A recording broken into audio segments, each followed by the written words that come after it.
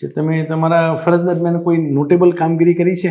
અત્યારે sir generally મેં 1 મહિનો તો ઇલેક્શન માટે પણ ડ્યુટી કરેલી છે. શું ડ્યુટી કરેલી છે ઇલેક્શન માટે?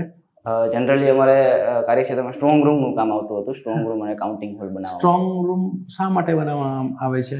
સર, જ્યારે આપણે મતદાન કાર્ય પૂરું થઈ જાય પછી ઈવીએમ મશીનને અલગ અલગ બૂથ ઉપરથી કલેક્ટ કરીને એક જગ્યાએ સ્ટોર કરવામાં આવે છે, જેને આપણે સ્ટ્રોંગ રૂમ કહીએ છીએ. તે એક આપણે એરટાઇટ રૂમ બનાવવામાં આવે છે. તેની અંદર કોઈ પણ જાતના ઓપનિંગ્સ કે એવું કંઈ રાખવામાં આવતું નથી. જે પણ ઓપનિંગ્સ હોય તેને આપણે મેશનરીથી વિન્ડોઝ અને વેન્ટિલેશનને આપણે સીલ કરી દેતા હોઈએ છીએ, બંધ કરી દઈએ છીએ. અને ફ્લોર પર જે આપણો ફ્લોર એરિયા હોય તેની અંદર આપણે એક માર્કિંગ કરેલા હોય છે બધા બૂથ નંબરના, કે આ બૂથ નંબરનું મશીન અહીંયા સ્ટોર થશે.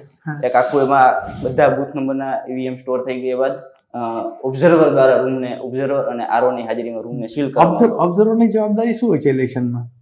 ઓબ્ઝર્વરની જવાબદારી આખું જે તેની અંદર જેટલા પણ એક વિધાનસભા આખી આવતી હોય છે, એક લોકસભાની સીટ જે આખી આવતી હોય છે, અને એની અંદરની જેટલી વિધાનસભા હોય છે એ બધી એની અંદર હોય છે. તેનું પ્રોપર ઓબ્ઝર્વ કરવાનું હોય છે.